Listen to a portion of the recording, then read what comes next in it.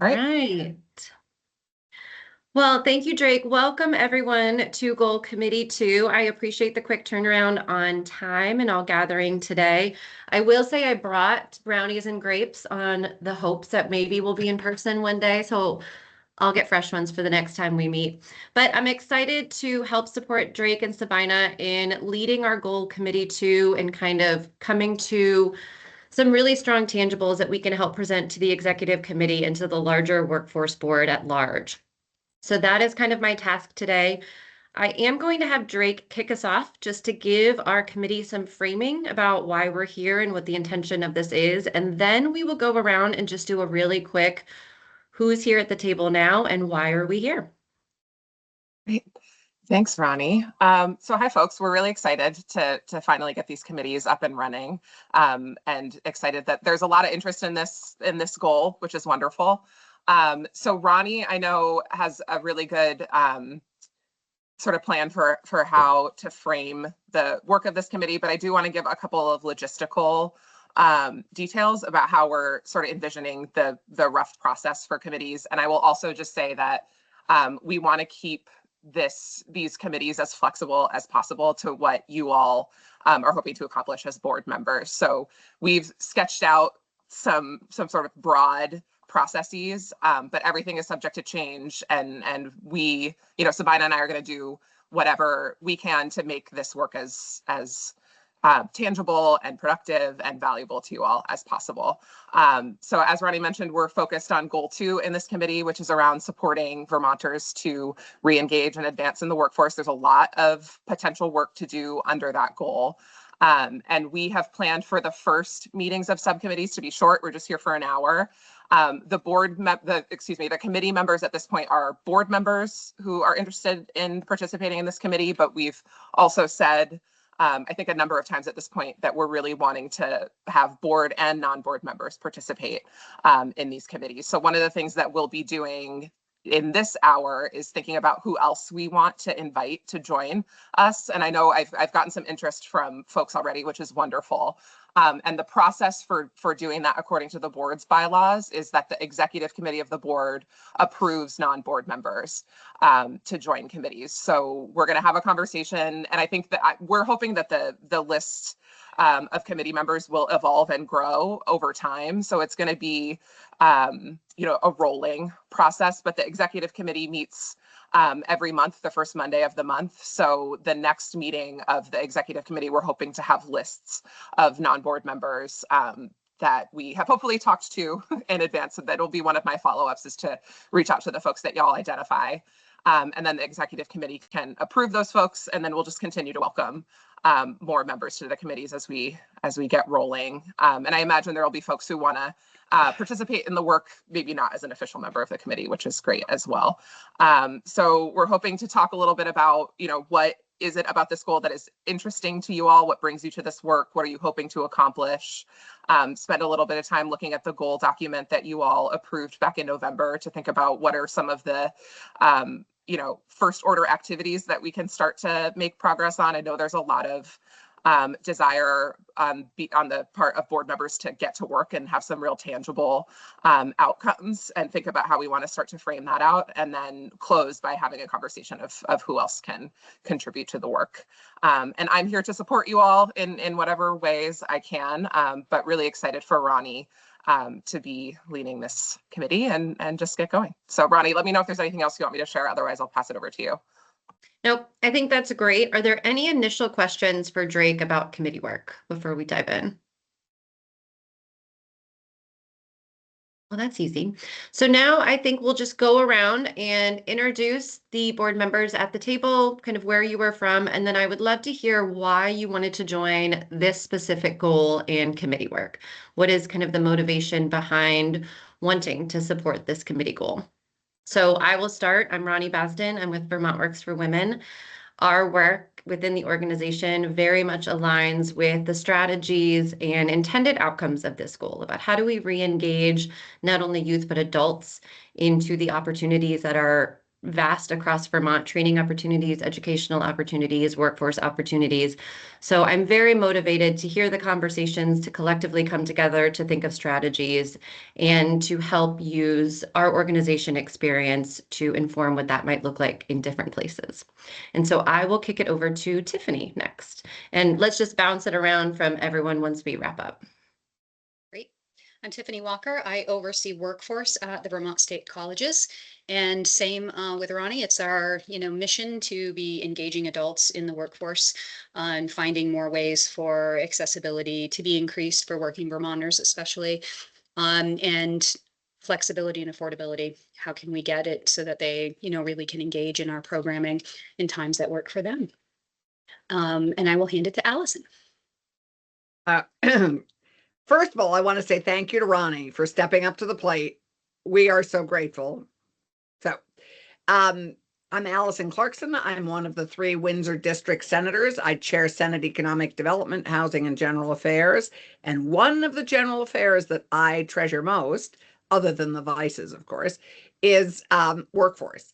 And so I have for now many years been fairly engaged with both how we can improve CTE, and we've done some great work in that area, and adult learning and adult CTE, and what we called returnship, particularly after COVID, bringing adults back into the workforce. We've done a lot of work on childcare so that is no longer as big a barrier as it was to getting particularly women back into the workforce, but we still have ways to go. And so that is why I'm here. This is a mission that excites me, and we help work together with several of us in this group on crafting this goal, and I'm excited to actually now start working on it.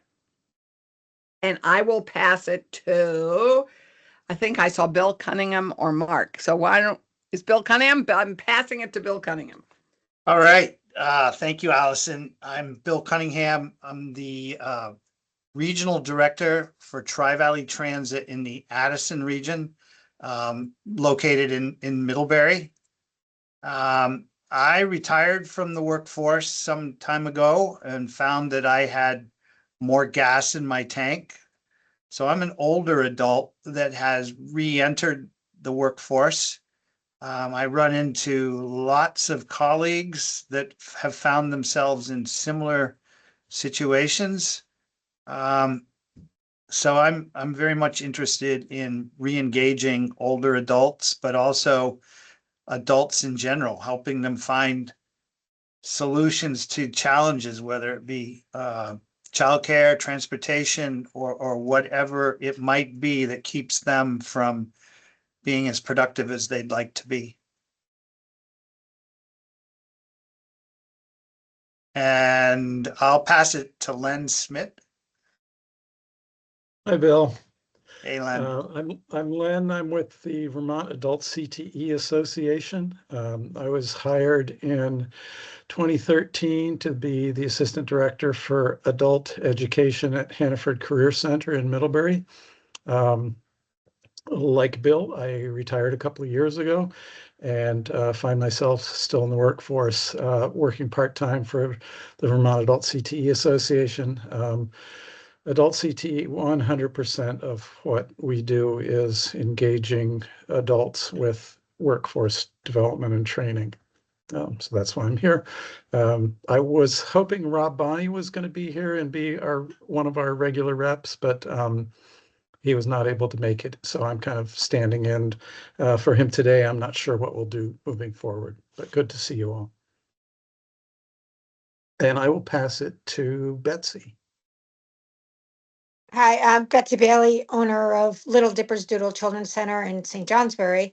I am looking to get out of this, preparing. We have a lot of parents that are here on Reach Up or Reach First, getting them prepared to get into the workforce and supporting them. We do wraparound services here for our families, and helping them able to keep the job, because a lot of it's too stressful for me to go back into the workforce. I also have a senior in high school this year, and I feel kind of like they're the education system is failing them because they're only in school as a senior. He's only in school till 10:30 a couple days a week, and then he's only in school till 1 o'clock a couple days. So it's really making it hard for him to realize, no, you need to get an 8-hour a job for 8 hours when they're not being accountable in schools either to actually go to school a full day. I feel they have great CTE programs over here where some of the kids are actually working the second part of the day, but he's an AP student, so he doesn't have the workforce or the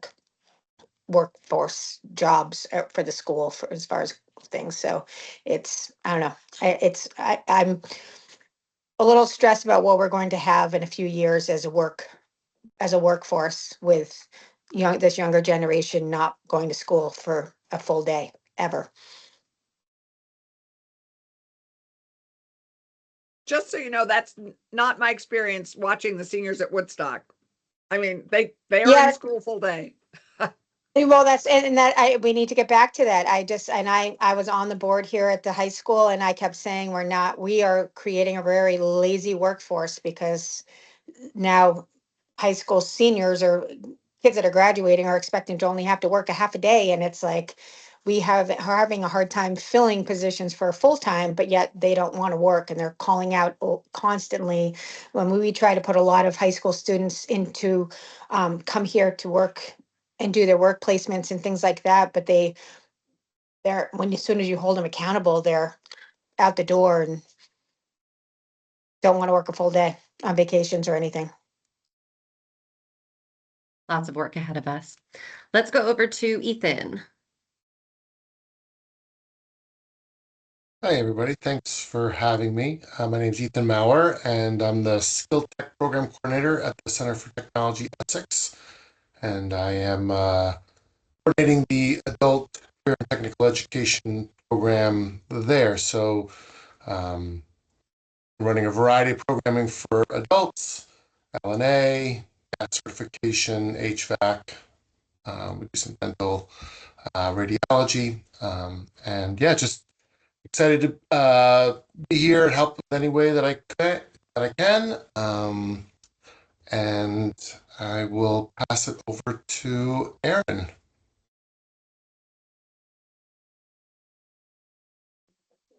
Thanks, Ethan. I'm Aaron Tomlinson. I currently am the Assistant Superintendent at the Hartford School District. Spent the last 18 years in tech ed, doing adult ed, and in curriculum and culinary arts in the Hartford Area Career and Technology Center. So I also see the need for tech work and the work for adults and our workforce. So that is why I am here now. Thank you all. Nice to meet you. And I think the next person might be Mark. Yeah. Hello, everyone. I'm Mark Desereau. I'm the president of Desereau Machines. We're a precision CNC machining and fabrication facility located in Berlin, Vermont. We got 19 employees, and we're in a technology business that struggles to get new employees. So any way to add to the employment pool in our area and other areas around the state is something that definitely interests us. So we're looking forward to try to do what we can to improve on that situation and going forward. So looking forward to it. Thanks. Well, thank you all. It's great to have everyone at the table. We do have a couple of board members that couldn't be here today that will join regular meetings. And then again, as Drake mentioned, we will end today by putting a call out for others that should join these conversations and help inform how we want to navigate forward. So it'll be exciting to see this committee work grow. I am going to share my screen. We have a little bit of a slides we'll run through, just prioritizing, and then a piece of this is going to be interactive as we try to really quickly prioritize. Goal 2 has a lot of activities underneath it. So we need to address what we actually can tangibly work towards in our sessions this year and see what might have to be put off for us to address after this. But we will dive right in. I'll get us started.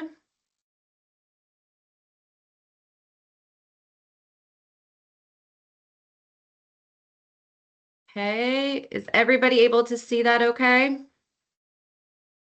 Great. Yep. So perfect. So this is just an update on our goals. So supporting adult Vermonters, including those seeking to grow their skills, change careers, or rejoin the workforce in attaining meaningful employment by expanding access to coordinated, clearly defined, and stackable education and training pathways that lead to credentials of value and align with our current and emerging workforce needs here in Vermont.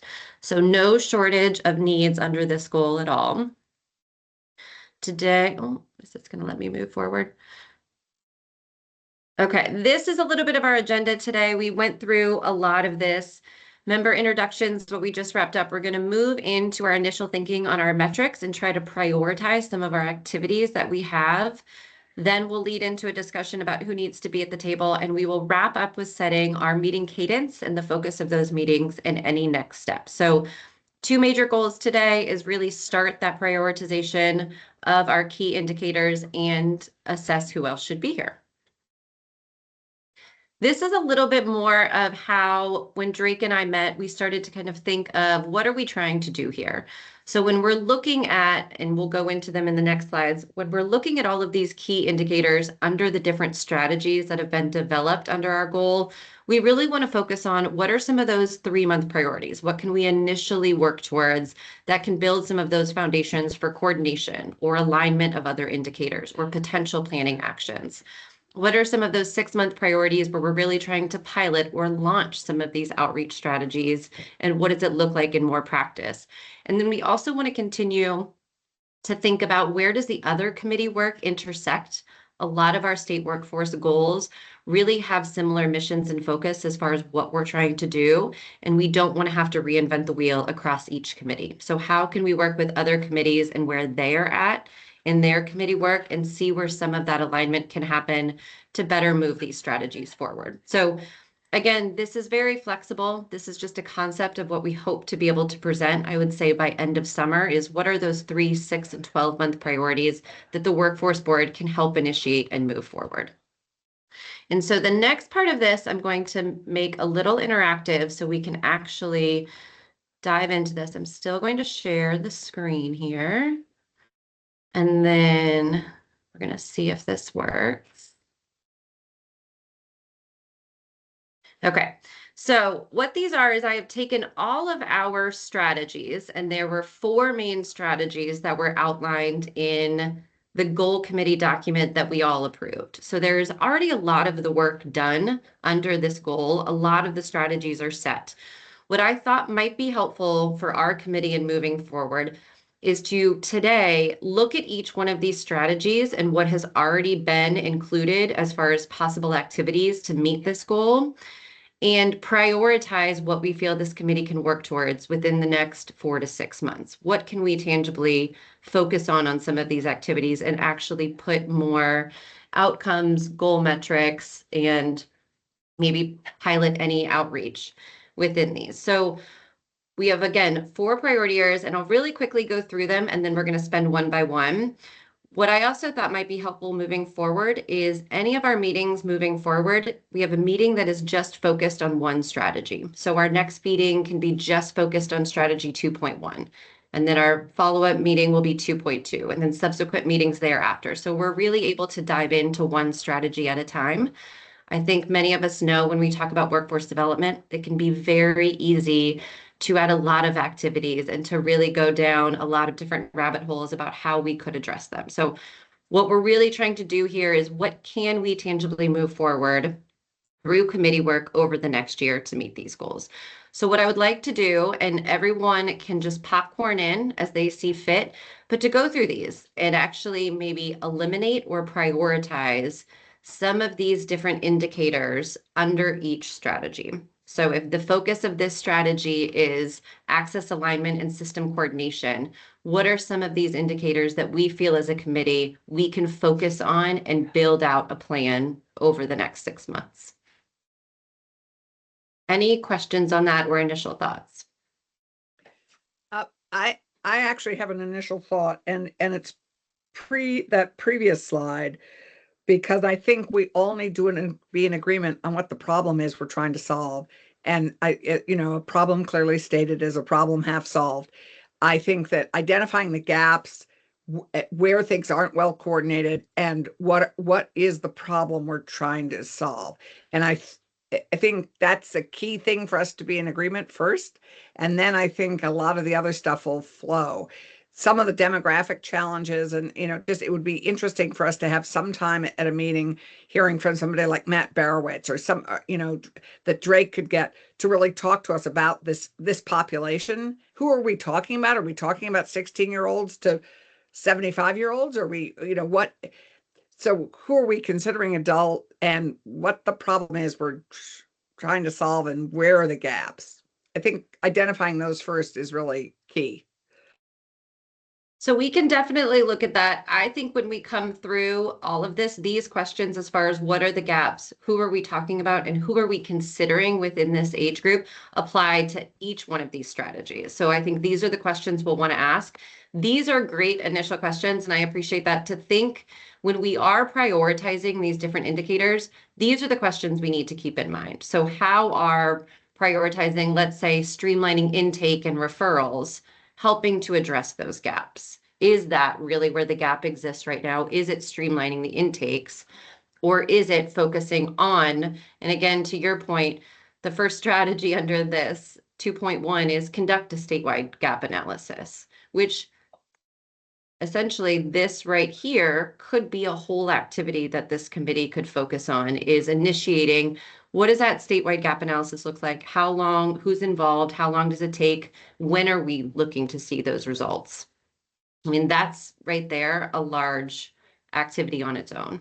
I'm also wondering if there are distinct regional differences. I try to recruit on the Route 7 corridor between Burlington and Rutland.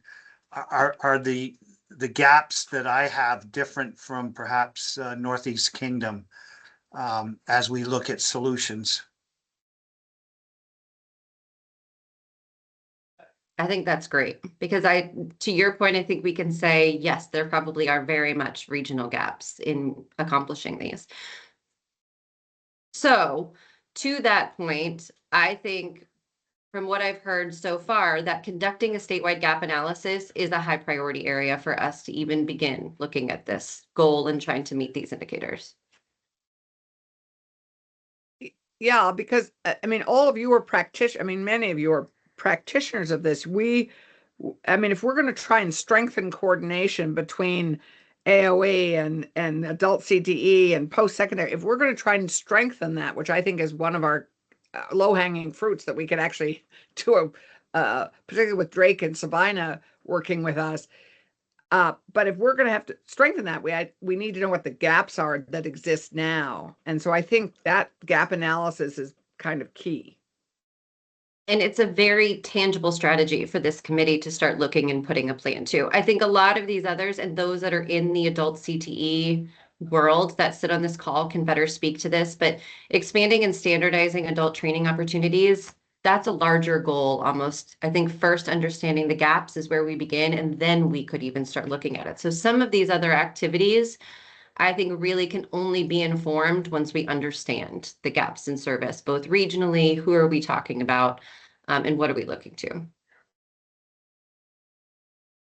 Right. Any other initial thoughts? I'm going, just in essence of time and moving us forward, I'm going to leave this as our top priority under 2.1. We can always come back and revisit this, but to keep moving us forward, I'd like us to look at 2.2. And again, these strategies are built to stack on top of each other. So we may not have a designated activity under each strategy, but how are all of these strategies looking to inform? And there's been a lot of legwork already done on how we can accomplish some of these strategies through the state workforce goals document that Drake and Sabina have sent out and that we all voted on.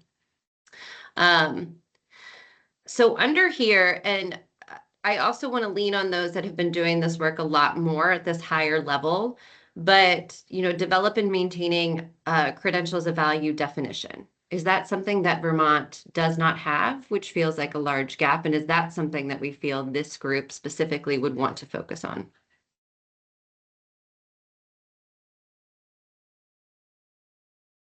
Drake, I think you just jump in. Oh, yeah, sorry.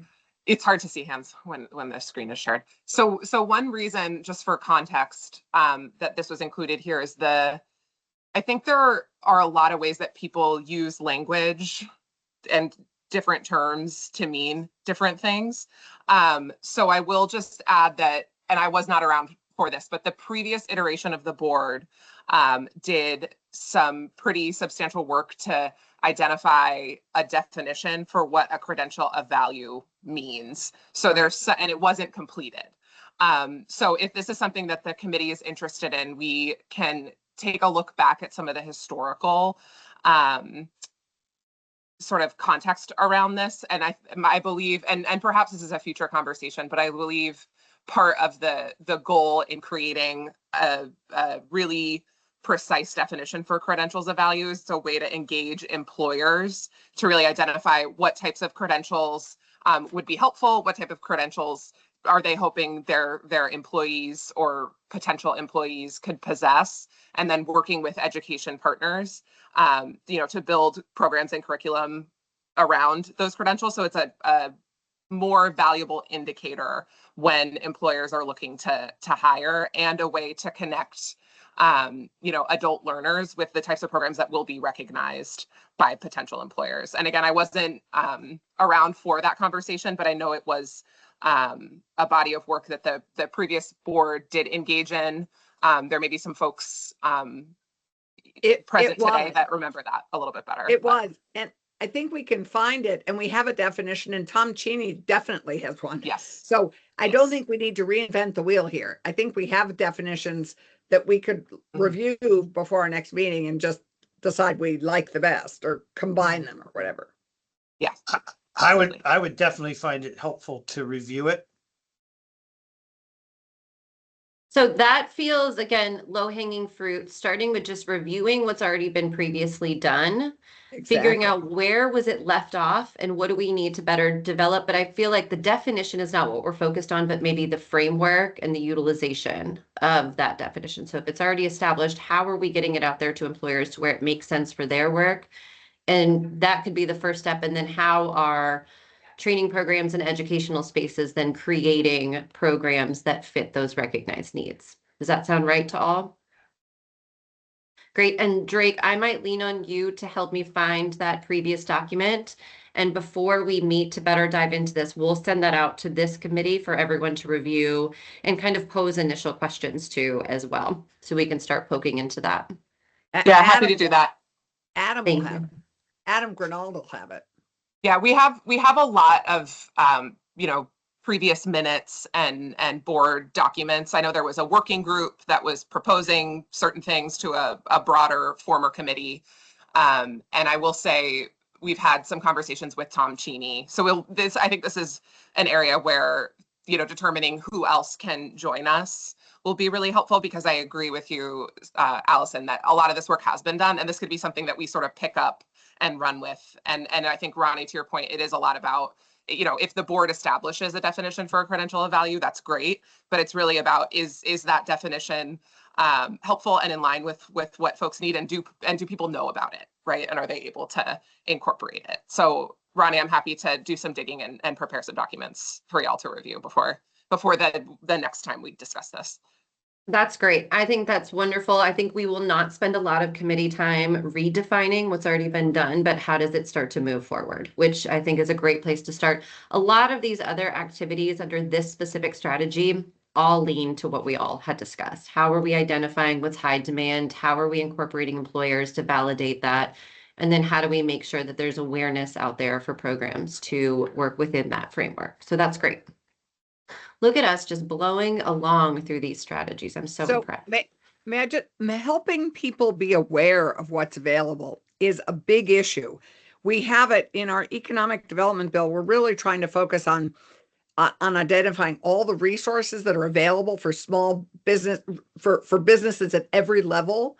So beginning with startups, going up to mature businesses, what resources do we offer statewide, in-state, out of state, and it's interesting, and I've just totally lost my train of thought on this, but because it tied into this, anyway, it'll pop. why was I bringing this up? I was, The promotion of the credentials. awareness. So we had Heather Pelham come in and say, part of our problem is here we have all these resources and not enough businesses know about them for each stage in development. And so they're applying for things that they're not appropriate. They haven't grown enough yet. How do we do a better job making businesses aware of what we have and marketing it? And she told me, Rebecca Kelly, I think that's right, in the administration's office, there is a person who's really responsible for communication, both internally in state government and possibly out of state. So we could also talk with a marketing person and a person whose job it is to communicate how we do a better job communicating what all these amazing opportunities are for people.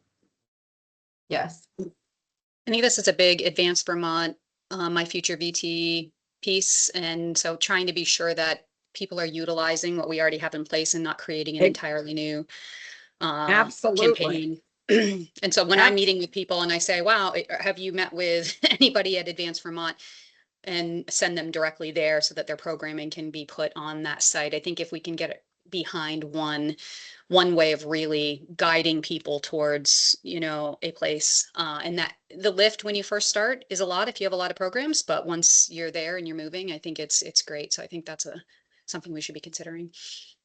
Absolutely. And again, these feel what I'm really liking about how we're moving forward. These are really manageable steps to incrementally meet our goals instead of taking on the whole structure. This feels very relative to all of the work that we all do as well. Okay, let's move on to 2.3. So this is focused, again, this goes back to more employer focus. Sorry, this Canva thing does not want to go away. But engaging employers and regional partners. So again, these are all stacking on to how we started that gap analysis, then really figuring out that credentials of value framework and awareness building. But then now it's employer-driven solutions. And this also looks at that regional alignment that we had briefly talked about. And this goes, I think also it'll help us with that gap analysis to think of a regional gap analysis. So what does it look like across the state, but then potentially region to region? So where do we see our strongest focus area under engaging employers and regional partners? Kind of identifying those gaps and really recognizing that first, as well as that promotion of employer participation within the work. What are member thoughts here? So I actually have a question. So down here in the Upper Valley, we are right on the border of New Hampshire. I know there's a couple other schools that are on the verge of New Hampshire. Over on the western side of the state, there's some New York. How do we also reach into those states to help pull workers and in? So is there a plan to also work with, I don't know, business councils or Department of, or like business alliances, different things like that? How can we also reach into our neighbors to try to help support some of our work here? And to your point, I think that's a great opportunity to think about what are those gaps, but what are those opportunities that we don't know about that exist right there that are still viable for Vermont adults?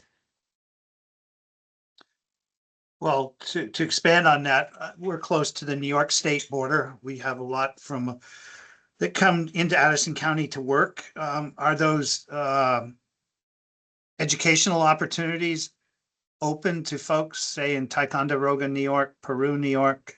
Probably not. Yet that we're recruiting from that area to fill needs. Yeah, and that's a very interesting point because that's where that gap analysis will come in. So where are training opportunities that are only available to Vermonters, but what are those training opportunities that are open to any participant that wants to engage? And I know that there is a spectrum of those. Vermont Works for Women, you don't have to be a Vermonter to engage in our programs because part of it is trying to incentivize you to stay. So I think that is where that gap analysis will help us understand which ones are restricted based on certain requirements and which ones are more open, and having that as a menu of services would be helpful. It might be a great earned income opportunity for adult CTE, for example, which is undersubscribed. At least that's my understanding, is that it's inconsistent and undersubscribed.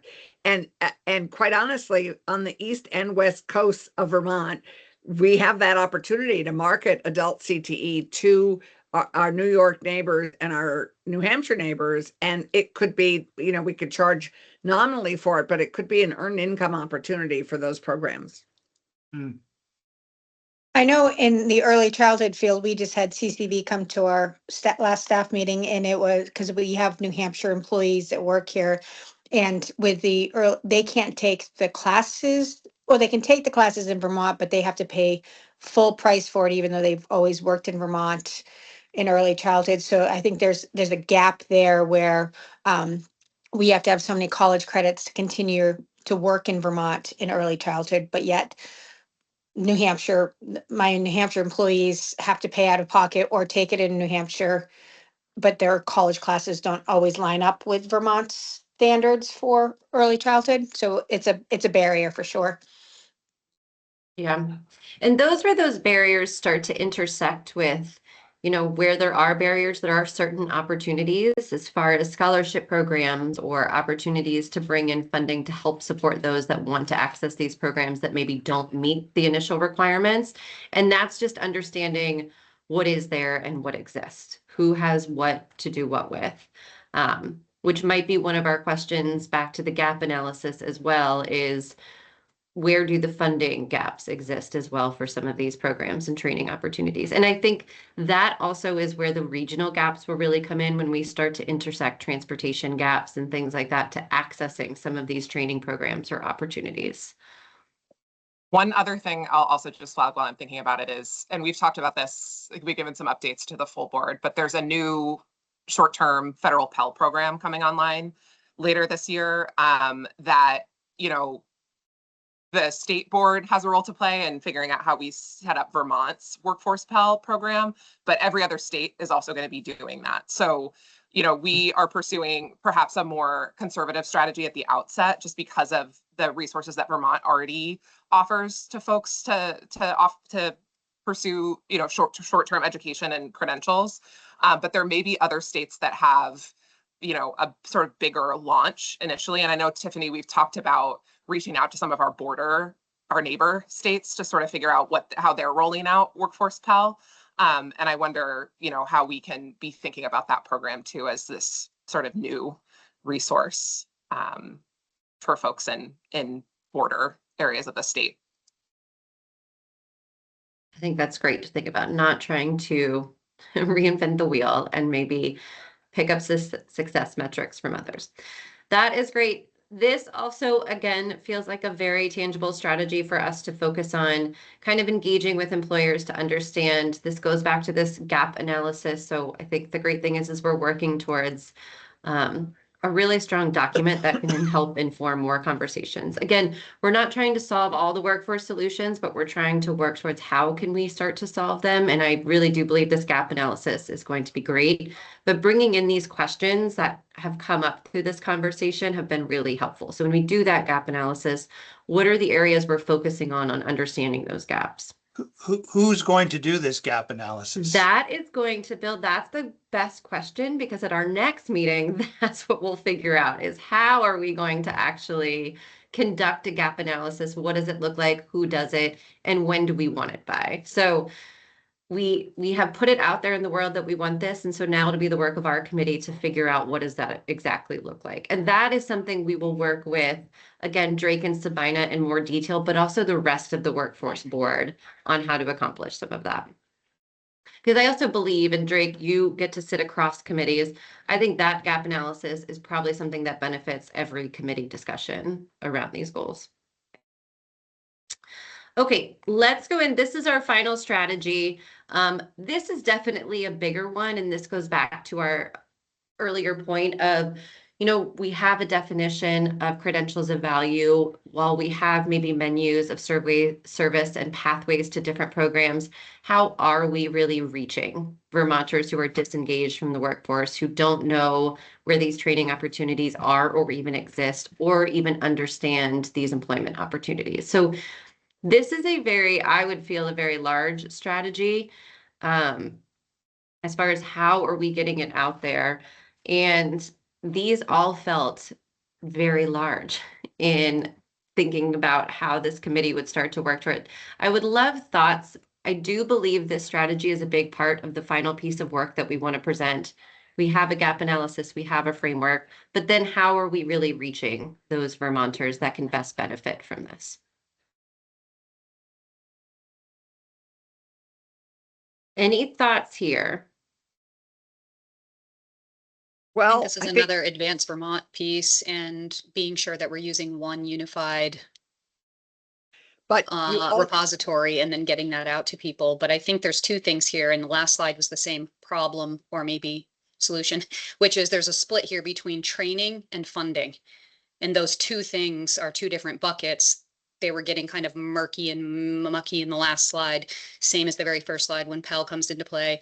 So I think if we can split those things up, we're going to have to be able to help disengaged adults access training, but we're also going to have to help them access the funding that allows for the training, which is another two different buckets for out-of-staters. So out-of-staters usually can access our programming, but they might not be able to access the funding that goes along with the programming if that's a Vermont state funding source. So I think as long as we don't keep mucking those buckets up, there are two different things that we have to focus on each of these different slides, and how we can help businesses access the training they need for their workers, but then access the funding they needed to provide the training. And I think that happens with every one of these slides. well, and that is, as Drake knows and Tiffany knows, right now, we need to be advocating for adult CTE line in the budget. I mean, it is notoriously underfunded. And, we have immediate actions actually that we could be looking at right now that could be effective. And I think we should put our heads together and look at that and work on that. I also would say, yes, Tiffany, Advanced Vermont is great, but people need to know about it. So I go back to the communications and marketing piece. Once we figure out where we want to center and funnel things through, and we need to then figure out a campaign on how to market and promote it, and send people to these places that we want to send them, and get them off the couch. Re-excite them. I think that you all as the board have a really important role to play in starting to be that sort of like cohesive coordinator, like leading the charge and supporting that. So I'm really excited on the messaging piece to see like how the board can really start to message this effectively and have other folks plug into what y'all have come up with. I think there's a real desire for more unification in how we're talking about and sharing information about what's available. And Tiffany, I love what you said about, training and funding. Like I think it is important, like the words that we use when we're talking about these issues. So I think, that precision of language is going to be really helpful as y'all get going. I like that, Drake. I'm stealing that precision of language. Go ahead. I see a hand up, Mark, I think.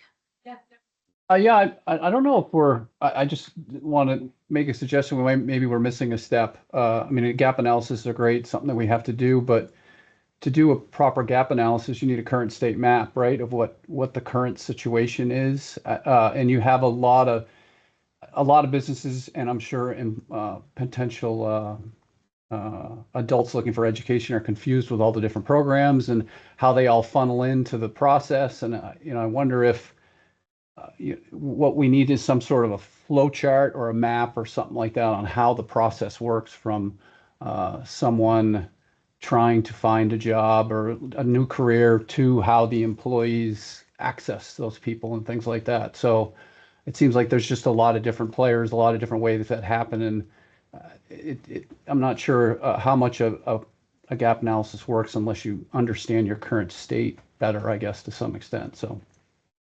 That's why we put together the Office of Workforce Strategy and Development to create a repository for the inventory of what's available in and out of state government, and really to create some of that. So Drake and Sabina, I think, are in the process of creating exactly that. Is that correct, Drake?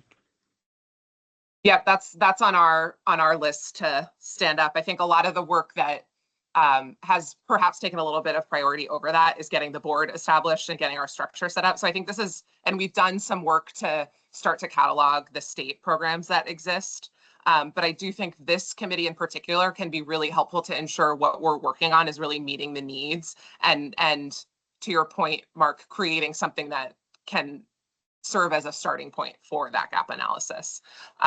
So I think if it sounds like this is something that folks are interested in. So, maybe Ronnie, we can spend some time at the next meeting thinking about like what is an inventory that's going to support a gap analysis, and how can we make sure that we're creating a resource that's going to be helpful to the work of this committee as well as the broader workforce. Well, and that's a great question that when I think about this, I feel like there are current flowcharts, maps, training pathway programs. I think about multiple different brochures and pamphlets that we see, how much of those are aligned and coordinated. And maybe it's starting with all of those different sources. And Drake, that would be great for you and I can connect offline before our next meeting to figure out what is already there that exists and how much can we pull them into one document to say, this is what it looks like. So that is a great point. And it's a great place to start thinking about where would that gap analysis begin. So this is what we already have, and this is what we're focused on. So just to move us forward from where before we you are guys today. go forward, Yeah. the last iteration of the board did a massive project on mapping the entire state's training programs. It was Yes. a huge undertaking, a massive number of people who were part of it. It was massively complex because there's so many training programs, but I would hate for all of that work, which was a huge amount of time and effort, to have just gone somewhere into somebody's back closet. So if there's any way of finding that, pulling that forward, same as the credentialing committee. We have it. We have it. Great. Ellen Kaler and Tristan Tolino have it. So Great. it exists, and maybe we could invite Ellen Kaler to our next meeting. I think that's an excellent place to start to get some of those documents. If they could join for the next one, it would help this committee understand where did it leave off and what did they discover through that process that we can hopefully avoid as well as we try to do something similar. That is really helpful, Tiffany, because my hope was that we weren't starting from square one with that one. So what I'm thinking for next steps, we'll jump in just a minute to who else should be at the table. Our next meeting will focus on this first strategy, this 2.1, this focus on alignment, system coordination, and this gap analysis. I'll work with Drake in between now and our next meeting time to pull the current flow of whatever has been done by the previous board, to find kind of those mapping documents and conversations, and to pull any other relevant documents that might be helpful. So whether it's Advanced Vermont or the McClure Foundation, whatever we might need to help inform this committee, but we will focus and we'll put more details to that agenda, but focusing on what does a gap analysis look like and how could we start walking that forward and what does that time period look like? Can that be read ahead? Can we get it ahead of the meeting? Yep, my hope is that we will get most of these documents in advance. It's a lot more helpful if we can all read ahead and have questions and comments about what we're doing and not going through that document at the meeting. So Drake and I will work to make sure that we have as much as we can find and pulled sent out to this committee. And we'll also create a pretty flexible agenda to kind of dive into the different questions. Great. And then once we get through that gap analysis, I don't want to make these meetings too prescribed. So we will then see if we need to continue the conversation on the gap analysis at the following meeting, or if we're ready to kind of move on to a next step of the process. So we will work to that. The next piece of this is who else should be at the table. So who else should be a part of these conversations? This can be an ongoing suggestion. Today was just a way for Drake and I to immediately get out invitations and thoughts to those that could join the committee. But if you think of others between now and when we meet again next, you can always email those names over and we can continue. But I think we heard really quickly, it would be great, at least for one meeting, for Ellen Kaler and maybe Tristan, also Tolino, to join us. I'm going to spell names wrong, so apologies. No, that's okay. Toleno is Tolino. Former state rep, Toleno. And Ellen Kaler is Kaler. You know how to spell Ellen's name. Yep. And she and or Tom Cheney are working together might be great on doing a gap analysis or helping us conduct one. She's great at that kind of thing, I think. I mean, that may be more than she has time for, but she's so great. Ronnie, do we have a date for the next meeting? We don't. We're going to end this with hopefully figuring out what the next best date is for everybody. So it's fairly open. My thought at this point would be end of March is what we're looking at, beginning of April. Ronnie, you also had on your other slide the wanting to make sure we're working in tandem with the other committees. Yeah. And the committee that is working on the priority sectors, and I think have mapped out the early stages of that, would help give us a focus, because we could say, you know, there's a gap in fill in the blank training, but that training isn't a high priority for the state. So if we could be focused on what they give us as the priority sectors, to be looking at those specifically, I think it will help narrow this down a bit. Drake, any chance you remember off the top of your head that committee group number? Or if not, we can So find that's that. goal 1, and their first meeting is going to be on March 5th. And then the first meeting of the post-secondary graduate retention committee is tomorrow. So we'll have for the, and the way we're sort of envisioning full board meetings this year is having an opportunity for committees to update the full board on what they've been working on. So we're hoping that's a helpful, like, coordinating opportunity. And then, you know, Sabina and I will be attending all the committee meetings. We can also bring things back, but Tiffany, I appreciate that comment. I think there are a lot of ways that priority sector list is a helpful, like, organizing tool for the broader work of the board. Absolutely. I think that's a great point. And that goes back to, we don't want to go down a road and do a bunch of work that doesn't also align with the other committee goal areas and focus. So that's a great point. Are you telling us, Drake, we had the first subcommittee meeting? You did. You win. Look at that. Wow. Ronnie, gold star to you and Drake. There we go. Well, that's why we also accidentally picked a state holiday. Do folks have any other suggestions of who we should, whether it's a person or an organization that you think should be joining the committee? And we can, you know, we may have folks organically reach out and think of more folks as you're going, but really want to make sure this committee has the best representation possible.